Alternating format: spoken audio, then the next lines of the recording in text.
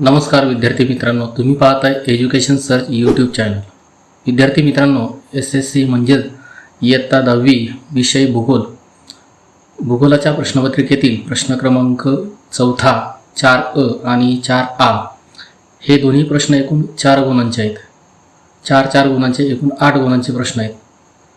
त्यासोबत प्रश्न क्रमांक 6अ आणि 6आ असे दोन प्रश्न एकमेकांना और असलेले प्रश्न, हा प्रश्न देखील 6 गुणांचा आहे।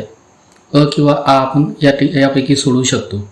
तर विद्यार्थी मित्रांनो, आज आपण आजच्या भागामध्ये प्रश्न क्रमांक 4अ 4आ आणि त्यासोबतच प्रश्न क्रमांक 6अ आणि आ या प्रश्नांचा सराव करणार आहोत। सुरू करूया प्रश्न 4 ला। विद्यार्थी मित्रांनो, प्रश्न 4 मध्ये आपल्याला इयत्ता 10वीच्या पुस्तकामध्ये भारताचा आणि ब्राझीलचा अशा दोन प्रकारच्या नकाशाचा अभ्यास करायचा आहे। इथं तुमच्यासमोर एक उदाहरण दिलेलं आहे आणि हा जो प्रश्न आहे तो एकूण 4 गुणांसाठी दिलेला आहे। प्रश्न मी वाचतोय। पुढे दिलेल्या ब्राझीलच्या नकाशा आराखड्यात पुढील घटक दाखवा, तसेच त्यांची नावे द्या व चिन्हांची सूची द्या। या ठिकाणी हा जो प्रश्न आहे तो यापूर्वी एसएससी बोर्ड परीक्षेला मार्च 19 त्यासोबत जुलै 19 या परीक्षांना येऊन गेलेला आहे। त्यामुळे आपण हा प्रश्न घेतलेला आहे जेणेकरून तुमचा अधिकाधिक सराव व्हावा। या प्रश्नामध्ये तुम्हाला माराजो बेट, पिकादो नेब्लिना ब्राझीलमधील जे सर्वोच्च शिखर आहे, त्यासोबत 3 क्रमांकाला पॅटनाल दलदल प्रदेश, अवर्शन चतुष्कोन म्हणजेच ब्राझीलमधील अवर्शन चतुष्कोन प्रदेश, कटिंगा आणि कॅसिनो पोळो या घटना, या बाबी तुम्हाला सूची देऊन त्या ठिकाणी नकाशामध्ये दाखवायचे आहेत। विद्यार्थी मित्रांनो, हा ब्राझीलचा नकाशा आहे आणि या ब्राझीलच्या नकाशामध्ये तुम्हाला उजव्या बाजूला एक सूची दिसते। त्या सूचीमध्ये तुम्हाला ज्या नकाशामध्ये बाबी दाखवायच्या आहेत त्यांची सूची या ठिकाणी क्रमांक देऊन तुम्हाला लिहायची। नकाशामध्ये तुम्ही फक्त क्रमांक देऊ शकता, सूचीमध्ये मात्र त्यांची सूची देऊन त्या ठिकाणी नाव आपल्याला भरायचे। विद्यार्थी मित्रांनो, ज्या काही आपल्याला बाबी दिलेल्या होत्या 6, या सर्व 6 बाबी या ठिकाणी तुम्हाला दिसत आहेत।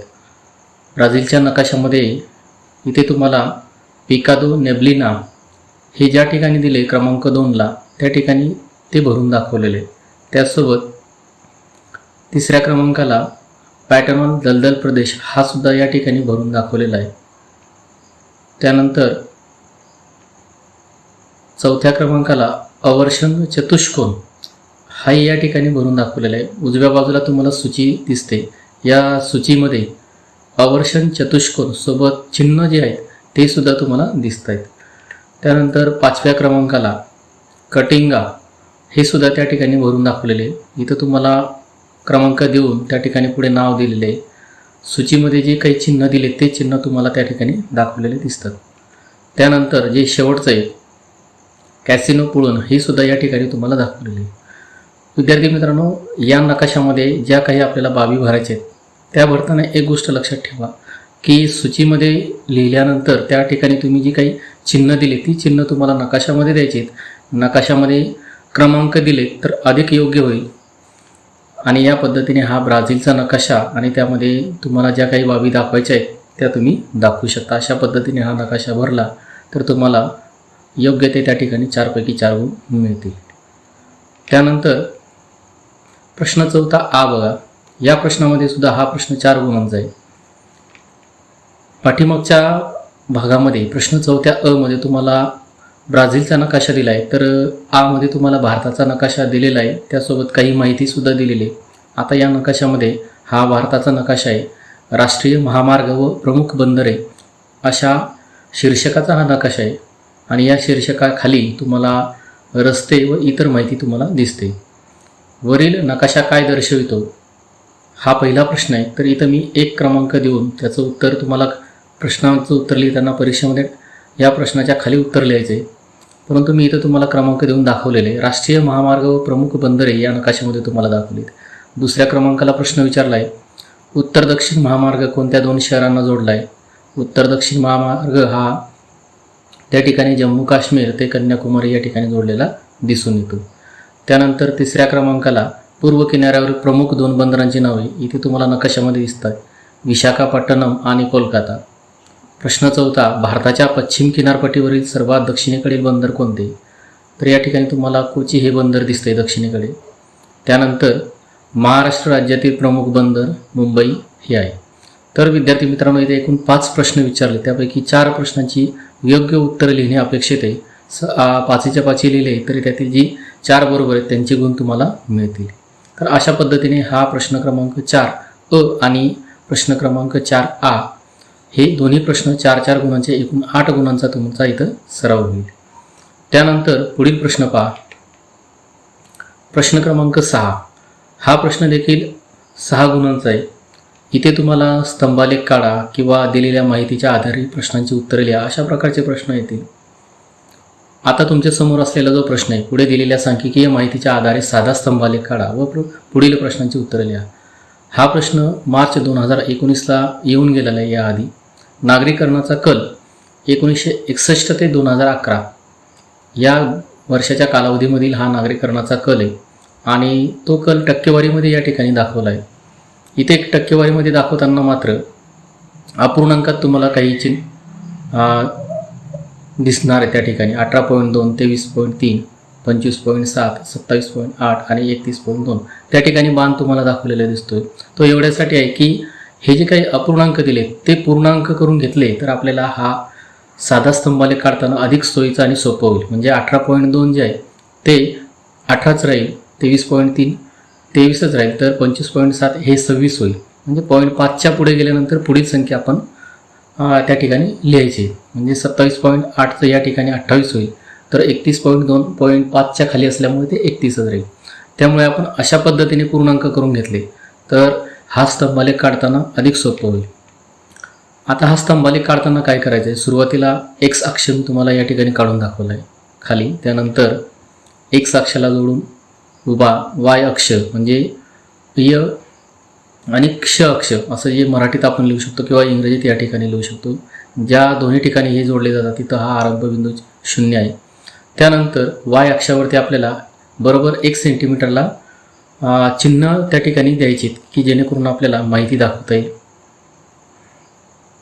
इथे वाय सेंटीमीटरवरती आपल्याला 1 सेंटीमीटर घेऊन 5, 10, 15 उदाहरणार्थ या ठिकाणी तुम्हाला ज्या पद्धतीने माहिती दिली त्या माहितीच्या आधारे हा आलेख पूर्ण करायचा आहे.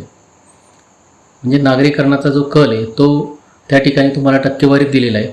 हा नागरीकरणाचा कल टक्केवारीत देताना त्यातील कमीत कमी संख्या आणि जास्तीत जास्त संख्या किती याचा विचार करून आपण वाय या उभ्या अक्षावरती त्या संख्या घेणार आहोत. इथं मी 5च्या पटीत 5, 10, 15, 20, 25 या पद्धतीने घेतले.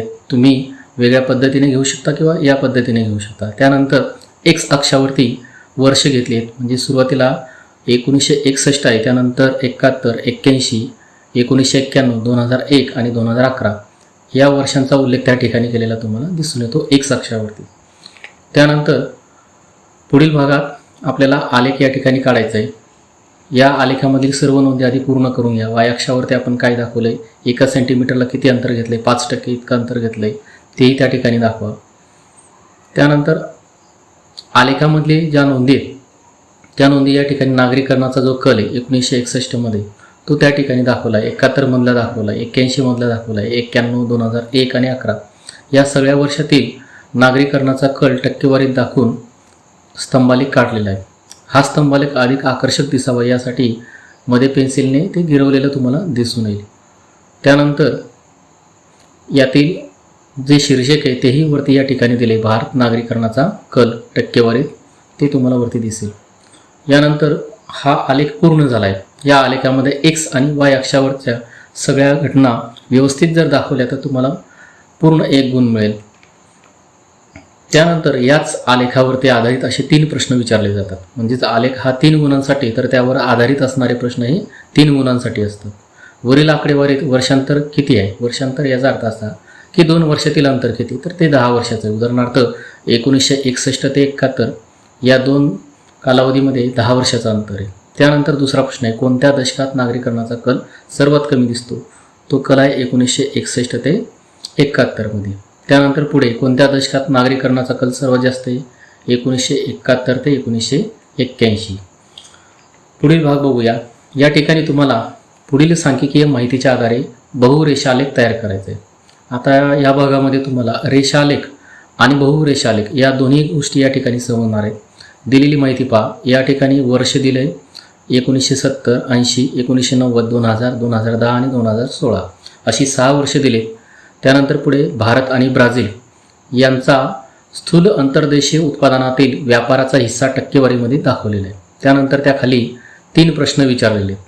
आता या ज्या घटना आहेत त्या आपल्याला आलेखावरती दाखवायच्या आहेत आणि 3 गुणांसाठी प्रश्न विचारला आहे. कसा काढतात हा आलेख पाहूया. नेहमीप्रमाणे एक्स आणि वाय अक्ष आखून घेतला. त्यानंतर वाय अक्षावरती आपण 1 सेंटीमीटर बरोबर 10% इतकं अंतर घेतलं आहे. त्यानंतर वाय अक्षावरती आपण वर्षे घेतलेली आहेत.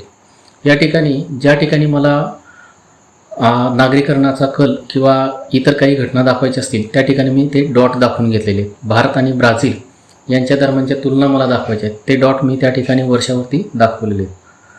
त्यानंतर पुढे हे जे डॉट आहेत, भारताचा जो पहिला डॉट मी काढलेले आहेत सगळ्या वर्षातील 1970, 80, 90, 2000, 2010 आणि 16 मधील हे सर्व डॉट टिंब मी काय केलेत पट्टीने जोडून घेतलेत. लक्षात ठेवा इथं हाताने काही जोडू नका, पट्टीने पूर्ण जोडा. त्यानंतर ब्राझीलचे डॉट काढून घेतलेत आणि ब्राझीलचे डॉट काढून झाल्यानंतर तेही डॉट जोडून घेतलेत. तर हा अशा पद्धतीने तुम्हाला बहुरेषालेख तयार झालेला दिसतो. रेषालेखामध्ये मात्र एकाच देशाचं किंवा एकाच गोष्टीचे तुम्हाला त्या ठिकाणी ती रेषा आलेख काढायला सांगितला जातो. म्हणजेच बहुरेषा आलेखामध्ये 2 त्या ठिकाणी तुम्हाला देशांमध्ये तुलना केलेली दिसून येते. तर रेषा आलेखामध्ये मात्र इथं जे तुम्हाला 2 रेषा दिसते त्यातली एकच रेषा तुम्हाला दिसणार आहे. हा त्यातला फरक आहे.